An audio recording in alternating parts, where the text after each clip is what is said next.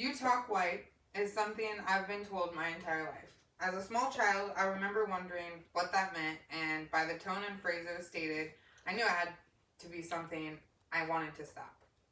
I looked around and thought talking white was one of the worst possible things you could do. I watched my aunts curse the white women's hair that grew out from my head as she raked and pulled and braided, forever reminding me that I was too white, my braids didn't stay, my edges were far too frizzy, and my skin too pale. More of a high yellow, like a Jap, was often a slogan used to describe me.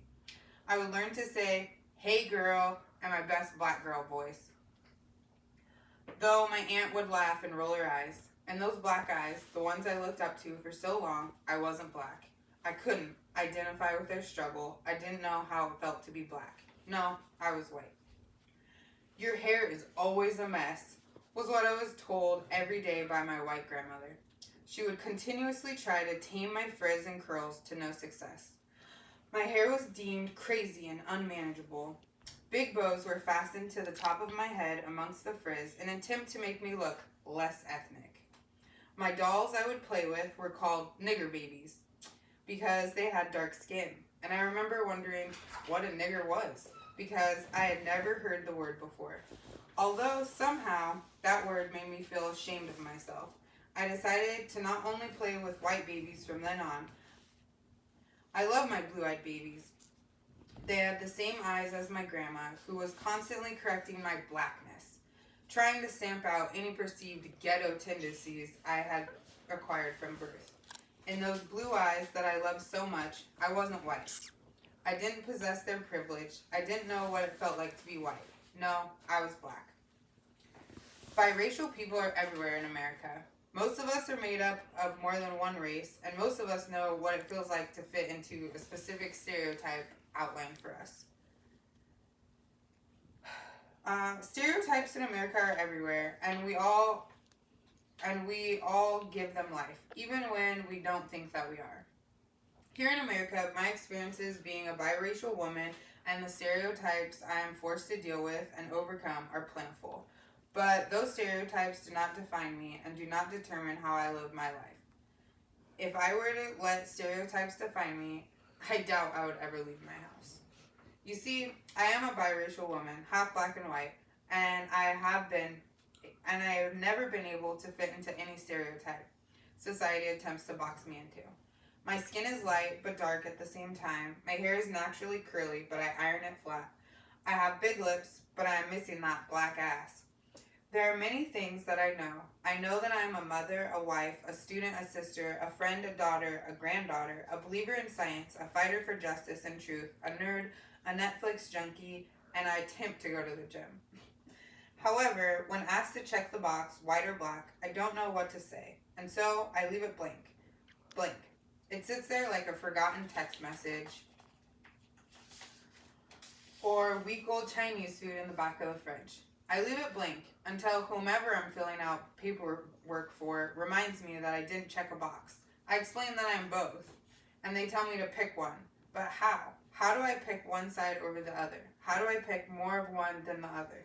They say to me to pick one I most identify with. Right, identify with. This used to upset me and cause great panic on my part, but I've learned. I have adapted to what it is they want. I usually randomly check one of the boxes. I even sometimes pick a different race. I always thought the Native Pacific Islanders were beautiful, so I pretend for the sake of the box.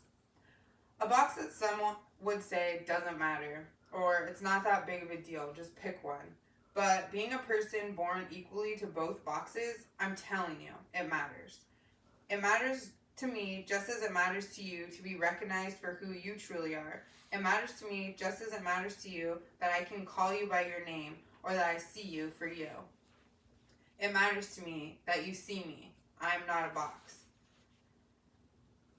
Regardless of the fact that I know I am more than what society tries to make me, I am still aware of the world I live in. Stereotypes come in all shapes and sizes. They come from different angles of life and from different people whom you least expect. I know that when I'm in a store, I'm a black woman who sometimes gets followed, who gets asked if I don't mind if they hold my bag while I shop, who has once been told, "We don't have the layaway program here." I'm a black woman that knows if I were to be treated unfairly and speak up about it, I am instantly labeled the angry black woman who is causing an unnecessary scene. I am labeled an embarrassment, a failure, uneducated, a lower class woman from the wrong side of the tracks that has no business here. I know when I go to the black owned salon, I'm a white woman. A white woman who gets ignored, sometimes laughed at, and is always referred to as the bougie white girl. I am a white woman that knows I must silently take their criticisms about how good my hair is and that I shouldn't even be in there. I know that I'm a white woman that if I were to attempt to defend myself, I would be instantly labeled the stuck-up white lady asking for a manager who is causing an unnecessary scene. I am labeled privileged, stuck up, an educated upper-class woman from the fancy neighborhood that has no business here. There is hope, however, within this society-built jailbox. Love. Love is what I bring to my life and everyone that enters it. I will not bore you with some biblical-filled ideology because I don't have one. I have learned to love both black and white people, and I embrace both sides of my race and all stereotypes cast on either side.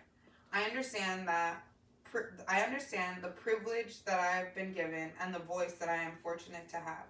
I see that I am given a gift that no number of stereotypes can take from me. I get to see both point of views like no one else does. I feel so fortunate and proud to be both black and white. I used to hate my parents for making me both. I would always wonder, why would they do something so terrible? I now see that I get the best of both worlds, and I choose to love and embrace them both. Stereotypes are real, and even if we don't know we are giving them life, in many different aspects in life, we are. I don't fit into any stereotype society has created for me. I know what role I am expected to play with society norms, and I choose to embrace all the stereotypes and people that perpetuate them with love. So, stereotypes aren't going anywhere anytime soon. They don't even become cleverer with time. The same stereotypes just get recast in a different direction without any new engineering or added original thought. Stereotypes are an annoyance and at times a danger that are engraved within our society. But how we respond to them is up to us. How we choose to treat one another and how we allow other people to treat us is up to us as well. Stereotypes are just perceived perceptions on how we think someone will behave or react. The beauty of stereotypes are they aren't real. And we don't have to give them truth. We are all in charge of our own lives, no matter the stereotype placed on you. I know that someday we will be able to do away with this checkbox of finality, but that forces unwanted labels on people. I believe that everyone should live their best lives, doing whatever that means to them, checking whatever box suits them. This is my truth.